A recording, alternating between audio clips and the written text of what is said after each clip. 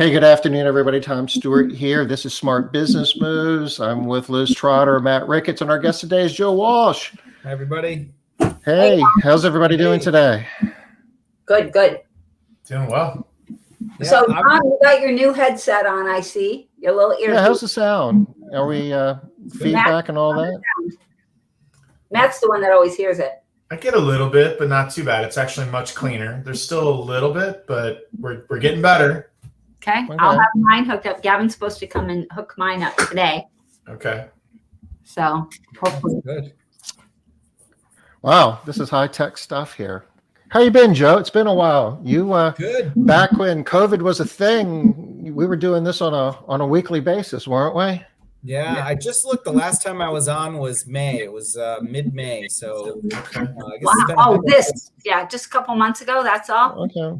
Yeah, just a couple months I was on, but yeah, no, things are good. I was just telling everybody before we hopped on the call that I am sick today. So like the first time I've been sick in 2 years, or it feels like 2 years.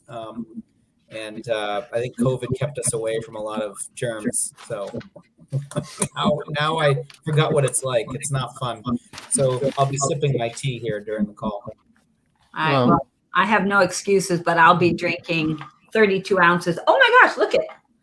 My drink is really nice. That it looks like it's almost invisible. Yeah, it's cool looking. Yeah. I want one of those. Is it green? It's not. It's clear. But edges, yeah. I don't know. The green screen's really doing a good job, though. Yeah, it's.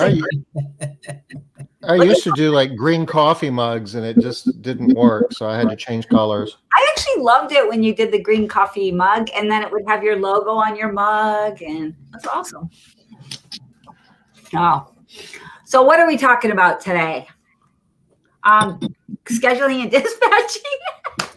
This is the last, Joe, you're the anchor person here. We've been doing scheduling and dispatching for the entire month. And that sounded like an awesome idea a month ago. But you know what? There's only so many ways you can talk about scheduling and dispatching. And I think that we're all kind of glad that the month's almost over.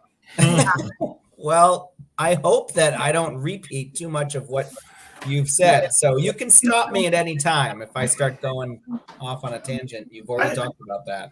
I think you've got a unique take on it versus, everyone has their own thing. But I mean, one of the things that you really hit home is consistency. Even overall being scheduling efficient, you really believe in consistency of not only just, same team, but that the client gets the same time. There's a lot, like, what are the things that you're measuring when you're dispatching and creating your schedules? So the way that we define consistency is the staff member that's assigned and the time of day. So we don't get it down to the hour, but we do try, and if somebody's used to being cleaned in the morning, we try and keep them in the morning. And if they're in the afternoon, we try and keep them in the afternoon. But the most important thing is that they stay with the same person. And we actually stumbled upon this being the number one most important thing in scheduling by mistake. We kind of came at this we didn't go into it thinking, keeping the staffing the same person is the most important parameter in scheduling. So I think it's probably worth backing up and talking about how we arrived at this new scheduling protocol that we have. And so the way that we did that was when COVID hit and we were reopening, we closed for 6 weeks. When we were reopening, we decided to switch to all solos because of social distancing guidelines. Now, I was also hoping that switching to all solos was going to improve outcomes, both in customer retention and employee retention. And this wasn't a hope based on dreams. This was a hope based on data. So the data that we had told us that in our companies, before COVID, we were kind of half solos, half teams. And in our company, we knew that the solo cleaners had double the customer retention rate and more than double the employee retention rate. So if you were solo at Green Clean Maine, you were less than half as likely to leave in any given year, and you kept your clients for twice as long as our teams did. And go ahead. How long did you do the solo model? How big a data set did you have?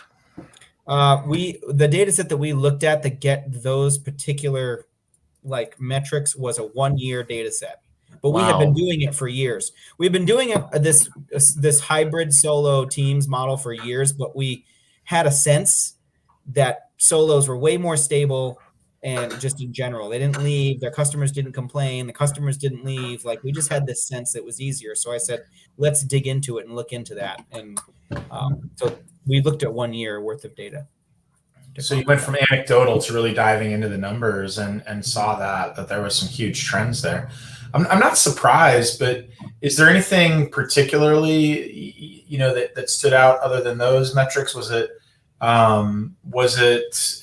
any costs associated with them? Did you generate, not just in terms of churn of customers, but were those customers likely to spend more with you? Like the customers that you had, was it more of your weekly customers? What was it trend wise? It wasn't. We didn't actually look at that, Matt. So I can't say for sure. I didn't analyze the data looking at that. I can tell you that anecdotally, what the customers were buying from us was about the same. But one of the other things that we noticed was that the costs were lower for the company, because solos drive less because they have fewer jobs in a day. So that alone increases their efficiency. And because they got used to their cleanings and used to their houses, they were able to move through it more quickly than a team would. So, because they really get to know every part of the house.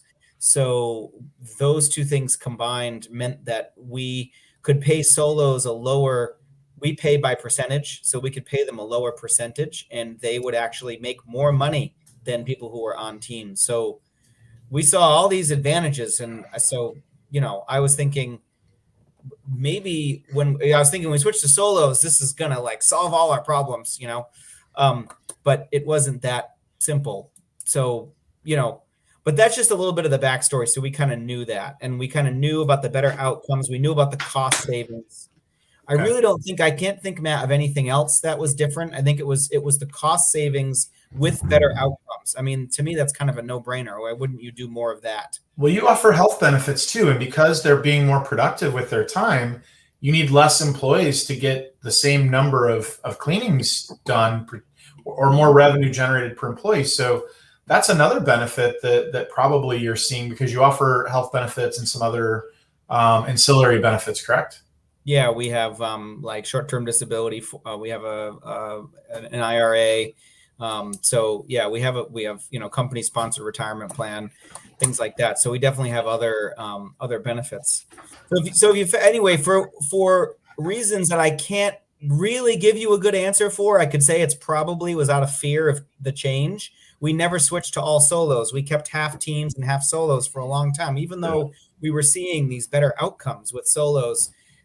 We just couldn't bring ourselves to make the change fully. And so we just never did it. But COVID kind of forced our hand. And I know the reason we didn't do it. It was fear. We were afraid of like losing customers over it. We were afraid that we'd have employees who wouldn't like the change, and they would be afraid of the disruption. You've got copy on your website talking about how we get in and out of your house. I don't know if you do, but I know we did. We did. Yeah, exactly, Matt. Like, we'll be in and out of your house quickly because we work in teams. It was just a big part of what we are selling.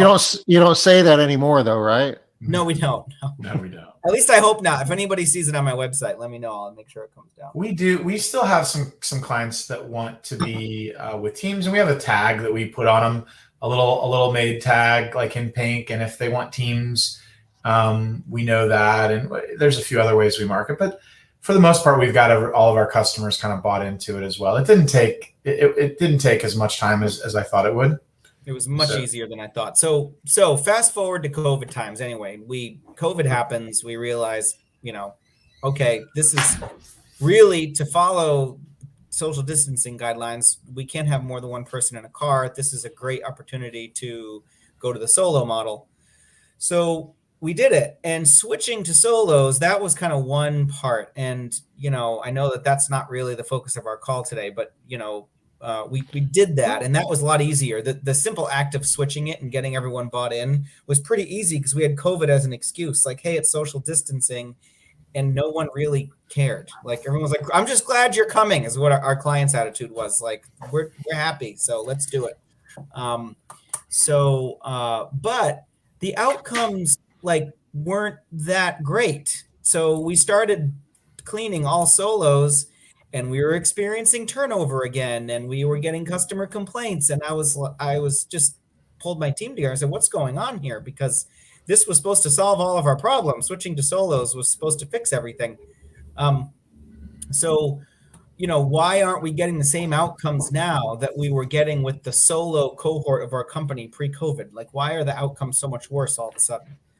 So when we looked at what was going on, we realized that our scheduling had gotten really inconsistent.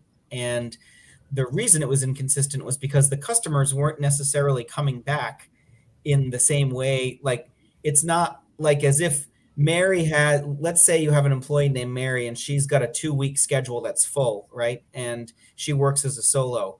All of her customers didn't come back at the same time. Our customers came back staggered in waves as they became comfortable. And so we had to rebuild everybody's schedule by virtue of the fact that half of our customers didn't come back or couldn't come back right away.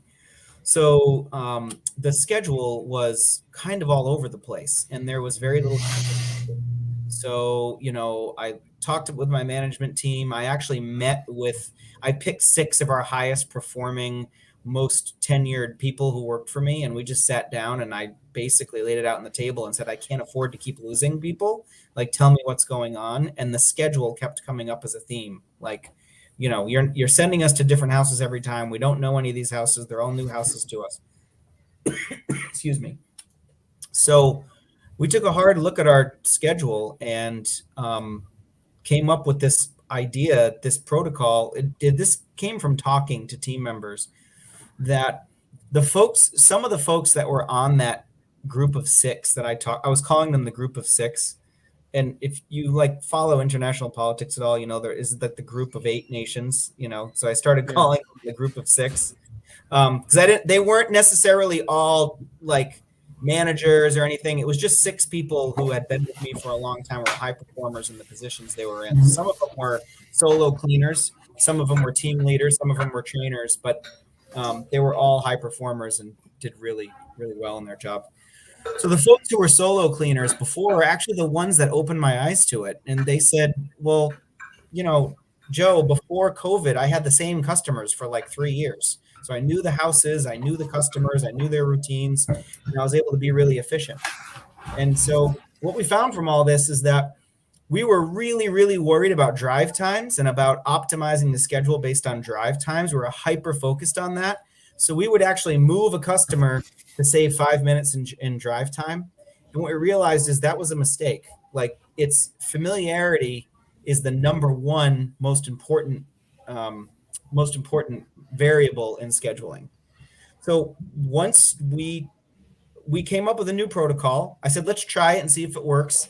And it's been amazing. It's transformed the company. I mean, now we're getting the same results we were from our solo cleaners before COVID. So we have lower turnover, we have higher customer retention, and higher customer satisfaction overall. And the efficiency is improved. It's not quite as good as it was with solos before COVID. I think part of the reason for that is that the solos we had pre-COVID were really experienced employees, and it was kind of a privilege to get to be a solo after they had been here for a long time. So I think that's probably why they were overall so much more efficient. But it's definitely more efficient than it was when we were a combination of teams and solos. And when you say efficient, are you talking about the context of job time divided by clock time?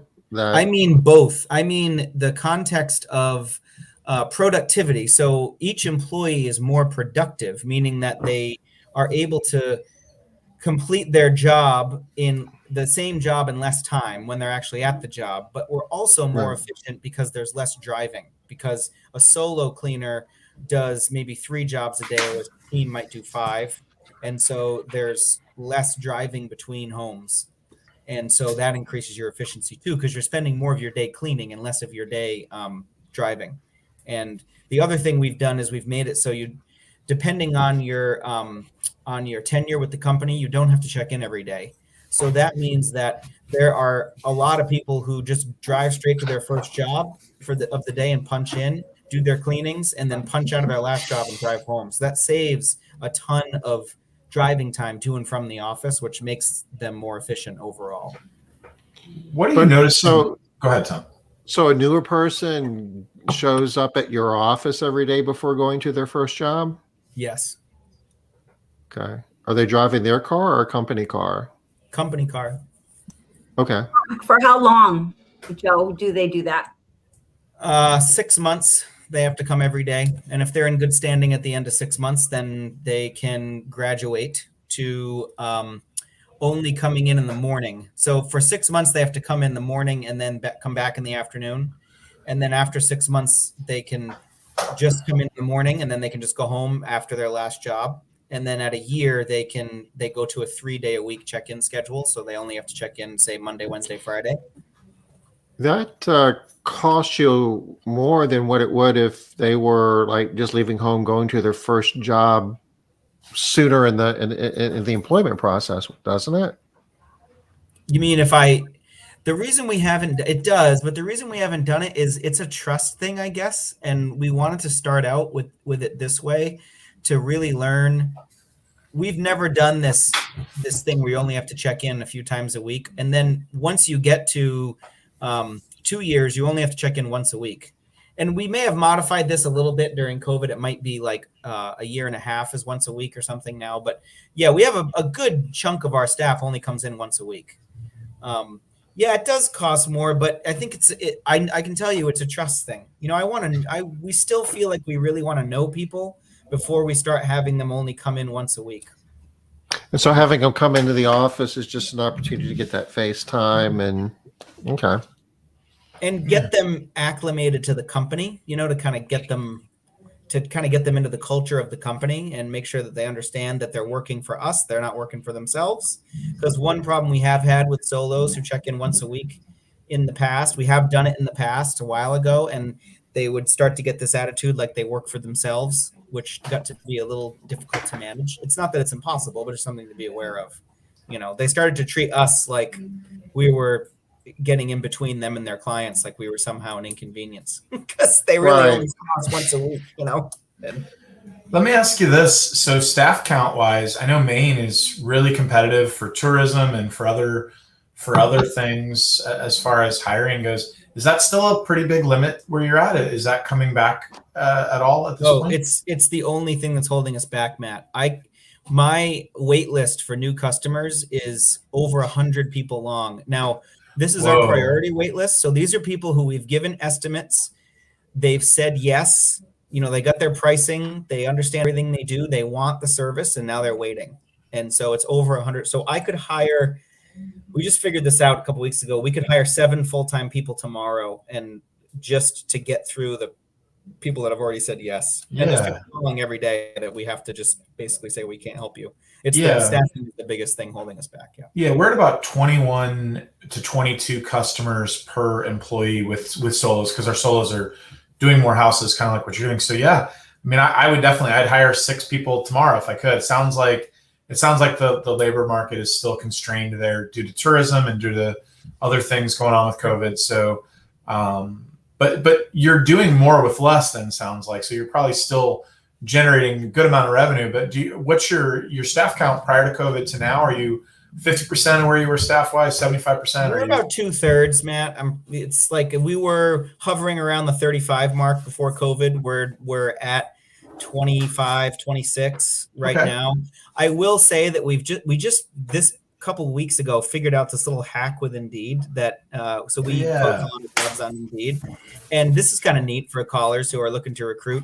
So Indeed will let you post your job in any town where you operate. So I don't know if Indeed intended it to work this way, but like basically because we're a service business, right? So we dispatch people.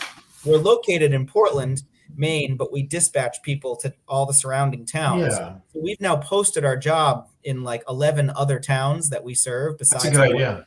So we have 12 jobs on Indeed. So weird. This random little town called Wyndham, which is like on the outskirts of our service area, got more than double the amount of applicants of any other town that we posted in. And we've gotten hires from there. And it's super funny. Wyndham, but for some reason it's showing up better when you post it in Wyndham. I don't know why. It's super funny though, because Tom puts his offices where the labor is. So you're just advertising perhaps where the labor pool is. Maybe the labor pool is not in Portland, but it's in these places. I've had conversations with Tom about this, about, well, should you put your office close to where the clients are, or where you're going to hire people? What's harder to get, clients or employees? And Tom, your opinion has always been, it's put it where the employees are. Find the employees, and then you'll find the customers. So maybe that's where it starts. And when we're looking for a location for a new office, one of the things that I look for first is where the temporary labor office is located, because they're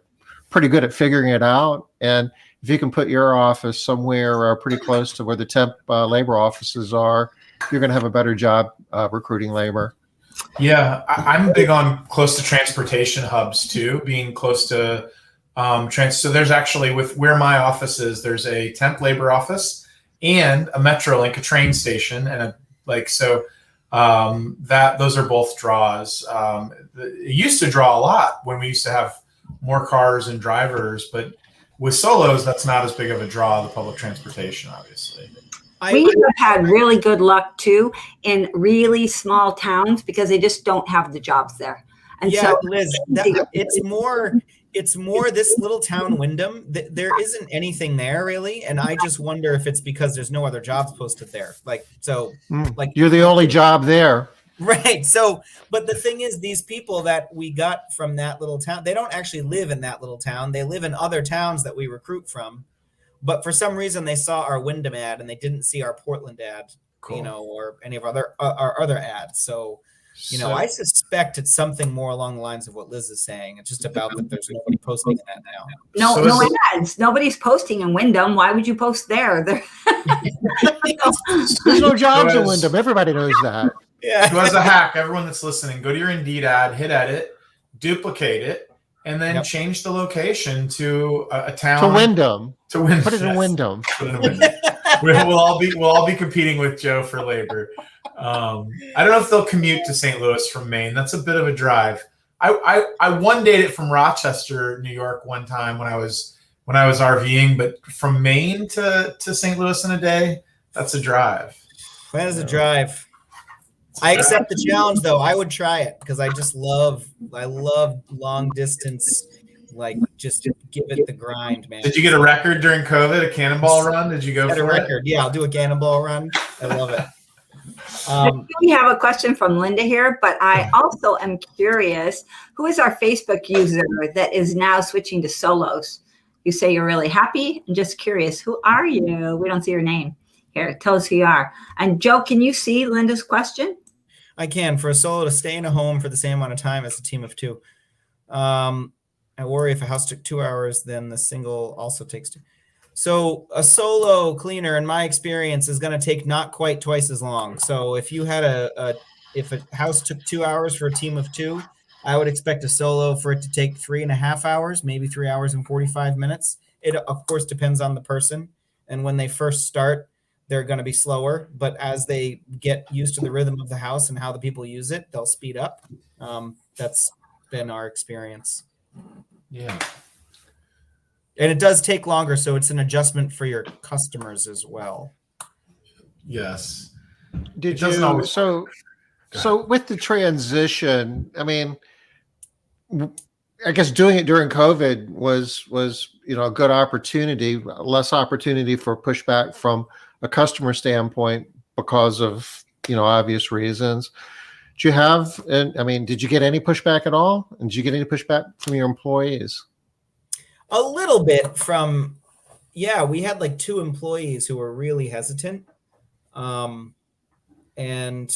we just pushed through it. We took a little bit of extra time with those people to explain the reasoning and why it was happening. And ultimately they understood, But, I think ultimately we ended up losing 2 employees out of it, but they're not people that I was particularly worried about losing. So, it wasn't really a big loss in terms of that.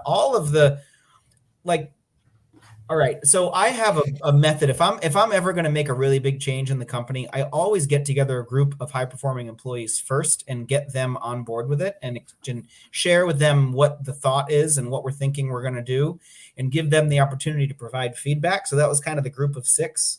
We kind of talked to those folks, and we really were touching base with them right from the beginning. When you have your high performers bought in, it makes it a lot easier to, once everybody else sees those people doing it, then they'll just kind of, it's much easier. There tends to be fewer questions and less friction. I wrote a couple notes while you were talking, Joe. And one of them is obviously the group of 6 and the clean professional input. That is really important when you're making any kind of a big change, but also in this situation, because it's so huge for the whole company. But another thing that I don't think a lot of people think of when they're thinking of scheduling, dispatching, is how important the culture is of the company. And your culture is very, very, very employee friendly. Like if I didn't know you were in Portland, Maine, I would think you were living over here on the West Coast, right? With the employee friendly thing, because that's always been a key thing for you. And I think a lot of people jump too fast into, you're coming into the office every single day, and now you're coming in once a week, and we really don't want to see you. We don't want to talk to you. We switch you over to Slack. You're not in meetings anymore. So it's like frying pan into the fire. But I like what you've done is you've sort of transitioned, and on top of that, you have a culture of reward.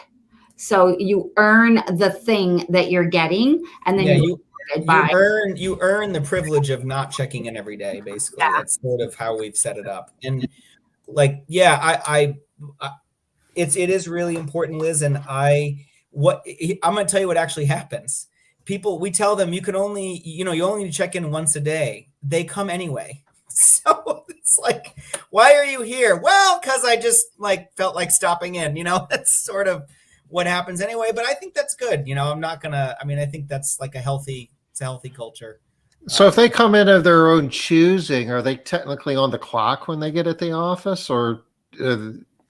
They are, but it hasn't been a problem. So I just kind of let it go. I was a little worried about that at first, but because honestly, for us to meet our efficiency numbers, they need to not be coming in as often. But in my mind, you have to balance that with the feeling that people can get, which is, oh, you don't want to see me. And, you don't want that either. So, well, it's not that I don't want to see you. I just don't want to pay to see you. No, I understand. But so the only reason it's an issue, Tom, is if they are going into overtime, and then it becomes an issue, right? Then we'd have to have a conversation. So far, it hasn't been an issue. So we track overtime really closely. And so long as folks aren't going into overtime, I don't get that worried about it. It affects their effective hourly rate because, they're putting in more hours. So now their pay per hour is going to go down.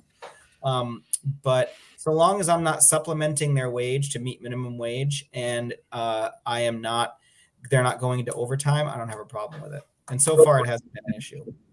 Talk a little bit more, Joe, about data. So I know you are a big data head, same as Tom, always looking for getting the data and then how to use it. And it sounds like, I love that you collected all this data for a year before you actually made the change. It sounds like you might not even have made it if COVID hadn't hit. Right? Yeah, I don't know if I would have. Right. But are there other ways that you use data with scheduling and dispatching? Anything else that you can share with us? Well, I think in terms of actual scheduling and dispatching, I'm not aware of other data points I can follow. So one thing I'd love to be able to follow is how consistent the schedule is. So, at the moment, there's no way to really track that. I've been nudging Tom about that and, the Made Central team about that.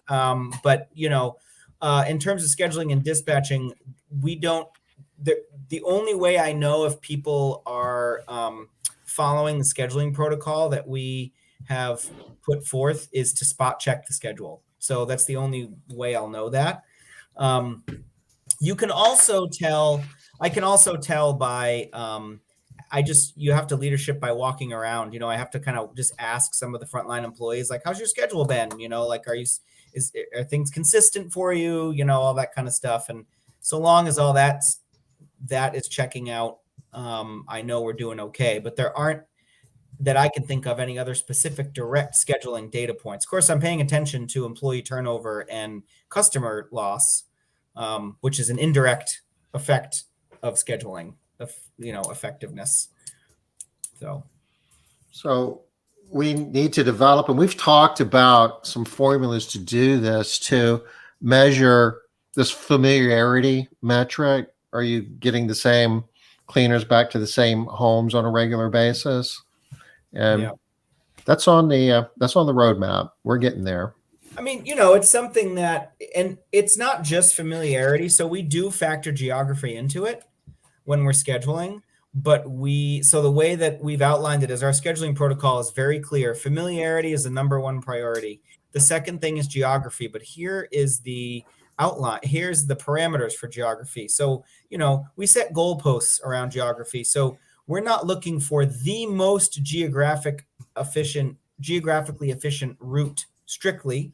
We're looking for familiarity first, and then keep the geography within these parameters. So what we say is that if you are in Portland or the surrounding towns, your drive time has to be under 10 minutes. So as long as the drive time between jobs is under 10 minutes, it's good enough. Don't go and move a job just because it's 4 minutes closer, you know, like that. Just, it's not worth it, right? You'll send the same person to the same home unless you have to send them all the way out to Wyndham or something, in which case you may have to make a change. We're not sending them to Wyndham.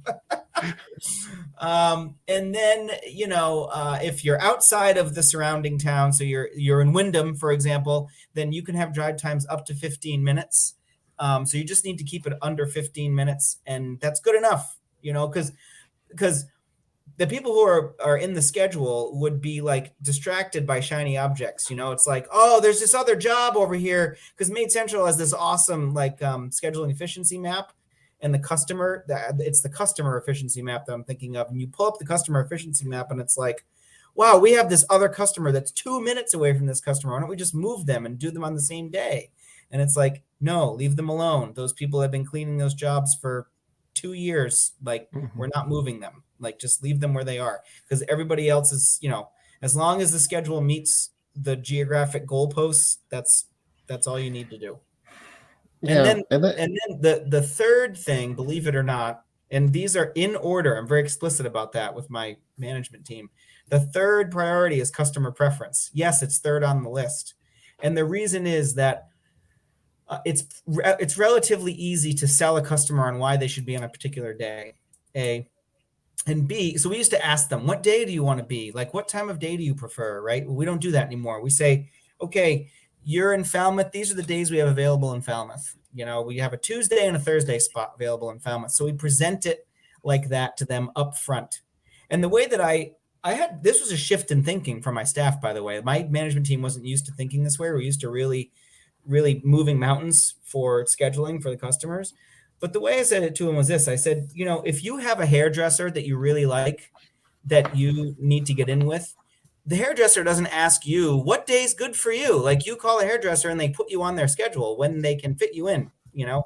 I mean, it has to be a time that can work for both of you. But so think of it as like, we are scheduling our customers in a time that works within our system. And the customers have to accept that. That's just kind of how we work. And that was a mind shift for my staff. It worked really well.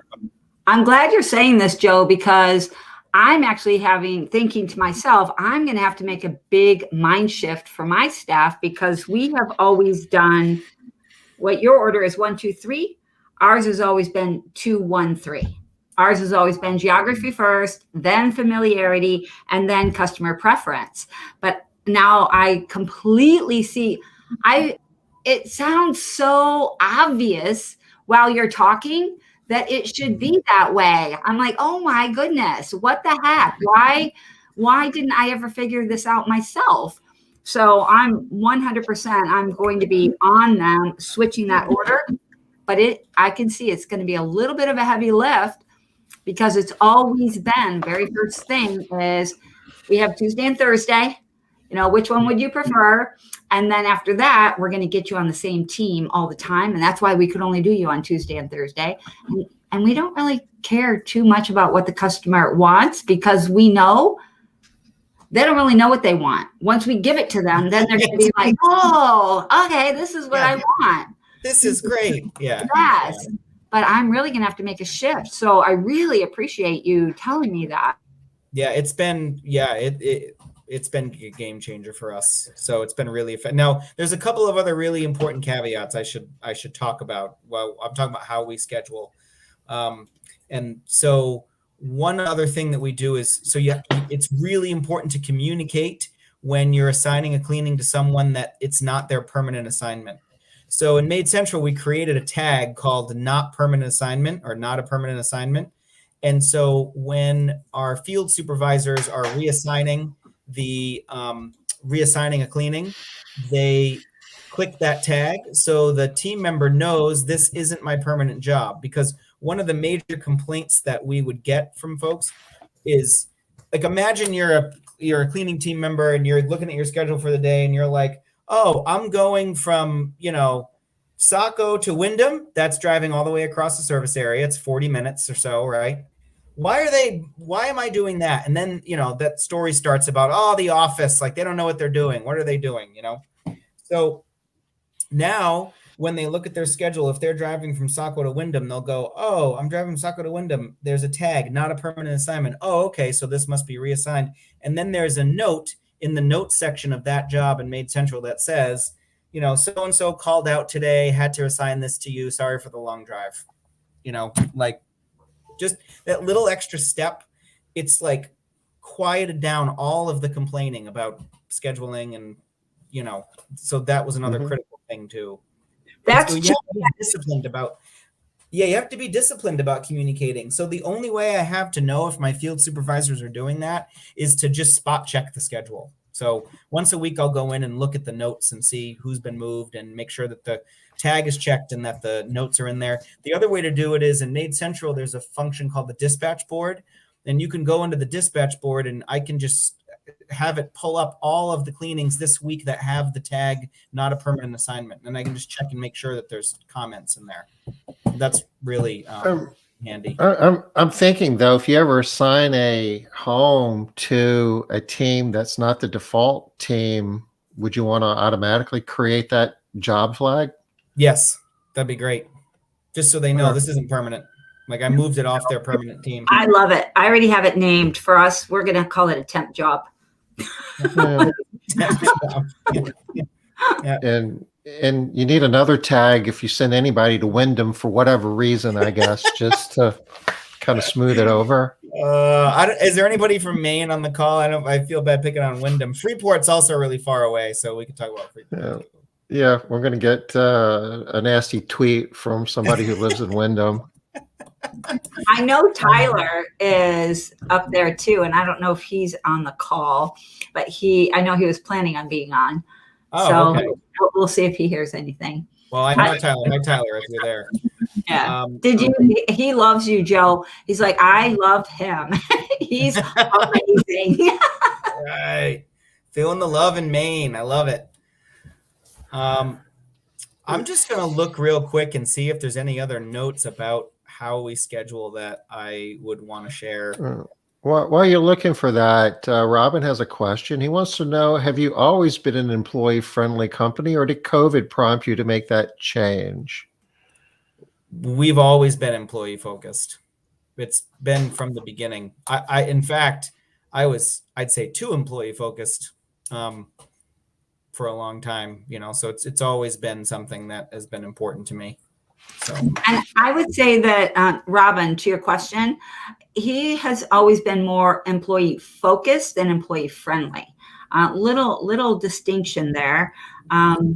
He put the focus there, but for the betterment of the company, where sometimes employee friendly is just about, being a happy place and those companies tend to not have as much of a business focus.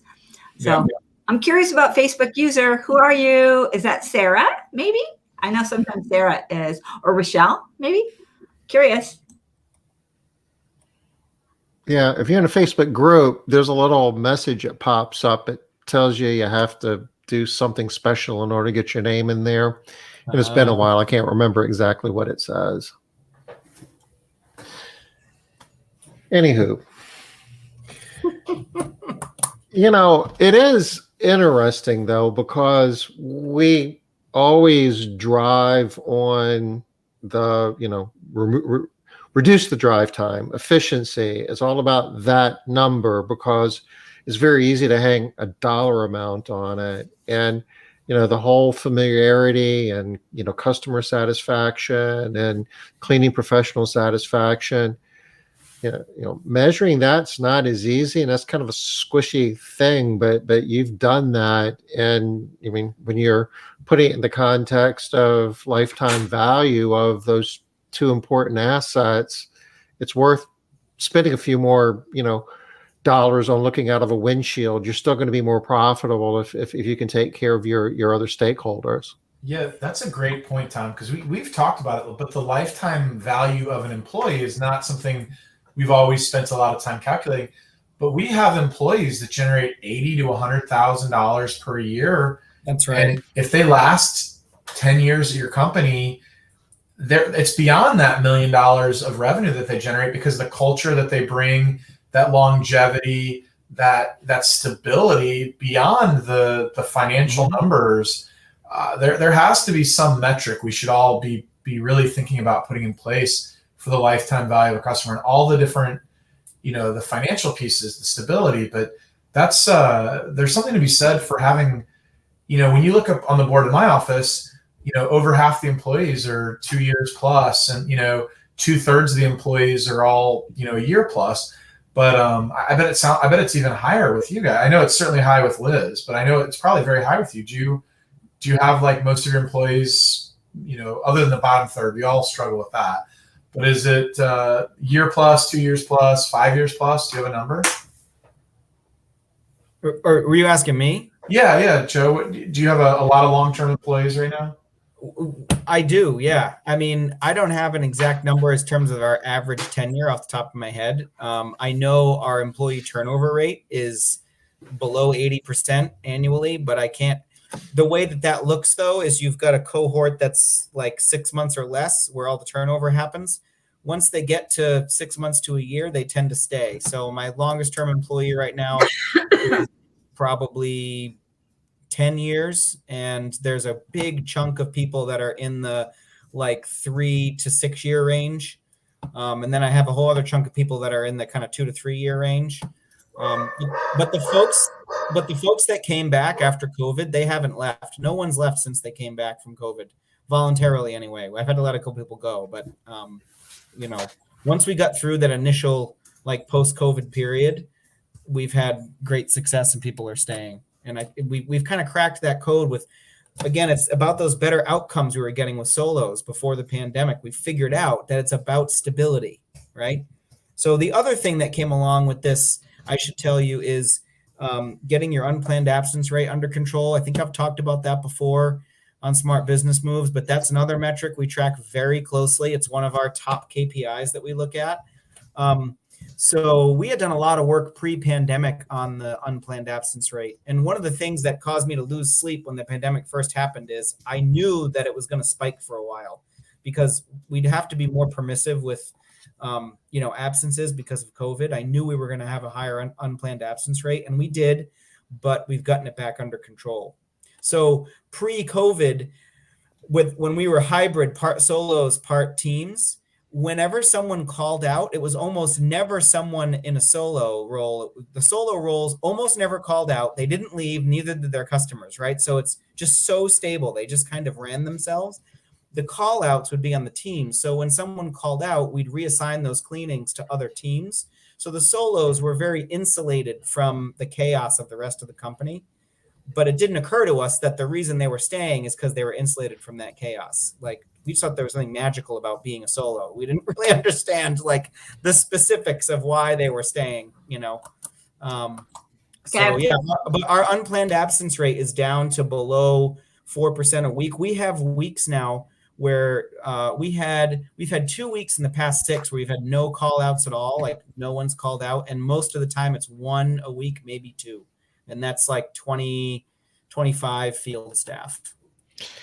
And you know, the math that you use for that is not very forgiving. I mean, if somebody doesn't give 2 weeks notice, that's like 10 days of unplanned absences all in one pop, right? That's right, because my management team also knows that one of my goals is if somebody's going to leave, we want to know about it. We do not want quits without notice. So I'm very clear on my field supervisors need to be really in touch with their team so that they know, I think so-and-so's kind of got one foot out the door, then we can intervene, because maybe we don't mind that they're leaving, but maybe we want to save them, you know. And so, yeah, it is. And I know that's not a traditional way to measure it, Tom. And I've had a couple of consultants tell me, like, why do you measure it that way? You're like not giving yourself enough credit. Well, I just think, to me, if someone's quitting without notice, it is some kind of measure of engagement. Like, no, but when you've got like 4% on a weekly basis with,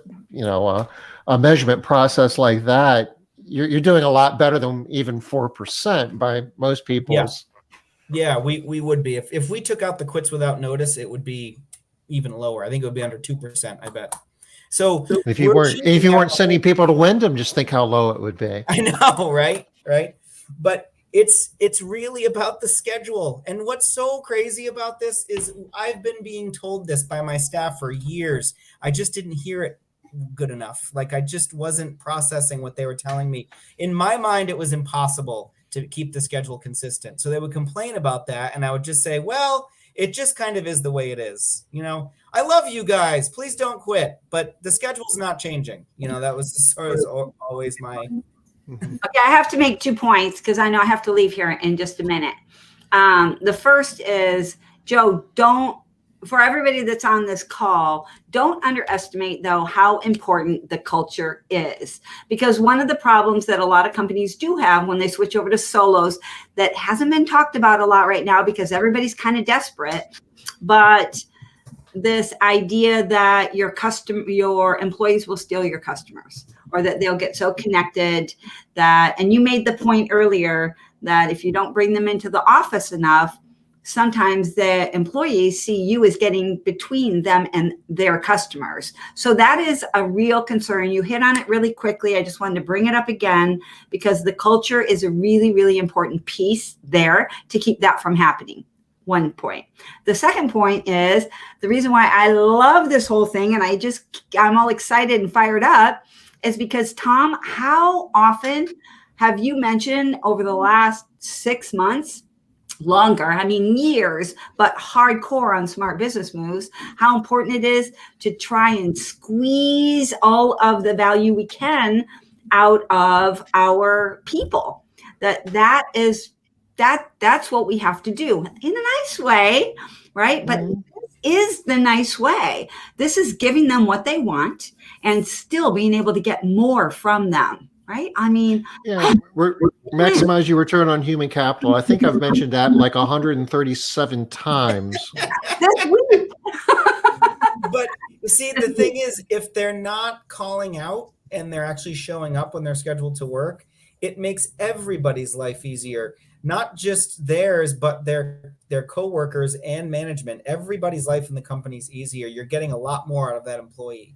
So now, with a low unplanned absence rate, we can now keep the schedule consistent. It's not just that we went to solos. We thought that switching to solos would make it easier to make the schedule consistent. No, if people are still calling out, it's just as difficult to juggle the schedule around. So when they're not calling out, then you can keep things a lot more consistent. It's a positive feedback loop. Then people are happier in their jobs. Then you get better outcomes. Your customers are happier. You don't lose customers. The way you save money on that from a business perspective is we can now run a much bigger company revenue-wise with far fewer administrative people. So we have a much smaller management team. And as the owner, I only have 2 direct reports now. I have a field operations manager and a business manager, and that's it. And like my life is infinitely simpler, but it's because we've stabilized. And I think that's like, for me, that's the big takeaway is this scheduling thing is all part of an effort to stabilize the operations of the company on a day-to-day basis. I do love that word stabilize too, and stability. We've always used consistency, and that's always what we tell everybody is that the number one thing, more than quality, more than anything, is consistency. But I like this idea. There's a subtle difference between stability and consistency that I'm kind of loving right now. Yeah. Well, and it's interesting because if you think about it from like a large business perspective, like publicly traded companies, it's all about predictable outcomes and being able to predict from one quarter to a next everything that's going to be happening. And that's what makes your stock go up. And that is really what you're doing inside of a small business. You're getting predictable outcomes. You're making the non-conforming issues go away. And I want to answer Denit's question, which is, are all your people full-time? They are. Everyone's full-time. We don't do part-time. The only part-time we'll do is if a long-time employee wants to switch to part-time because maybe they're going back to school or they have a family issue, we will allow that, but we don't hire part-time people. So, and actually, I want to circle back to something Matt alluded to earlier. We are doing about 3/4 of the revenue we were doing pre-COVID, but we're netting the same amount of money. So our net profit is the same. That's what I wanted to hear. So we're our net profit, our margin is higher. So the percentage that we're pulling down to the bottom line is higher. The actual dollar amount is the same. Isn't that amazing? Amazing.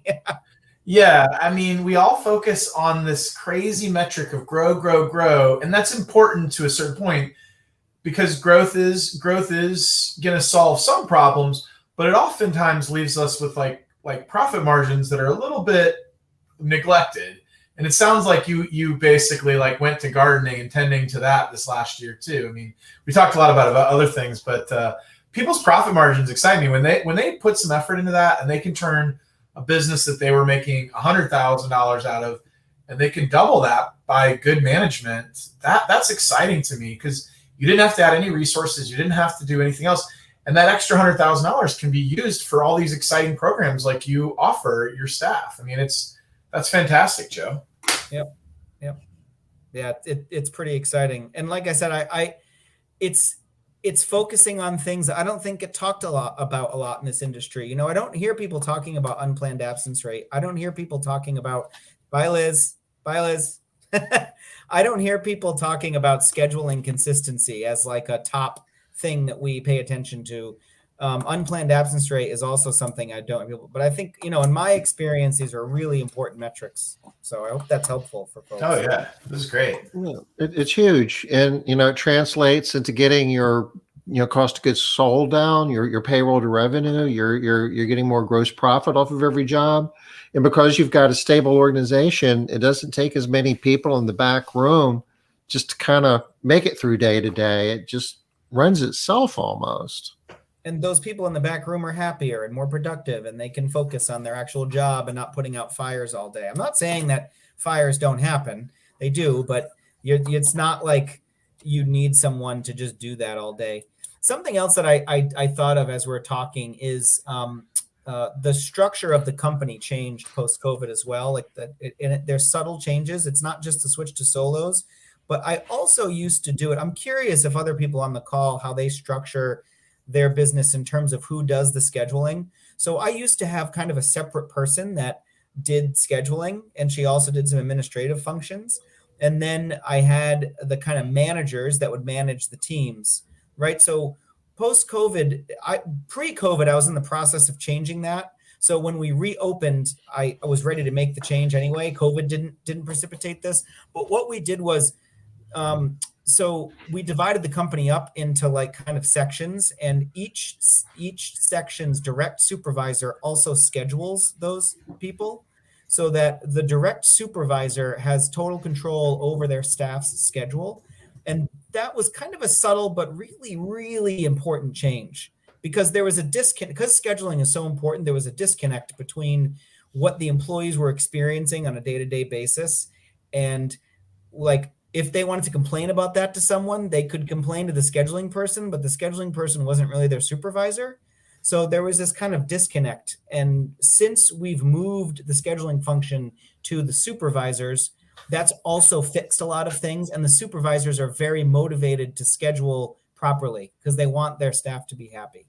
So that's another change that we made that has kind of came along with all of this.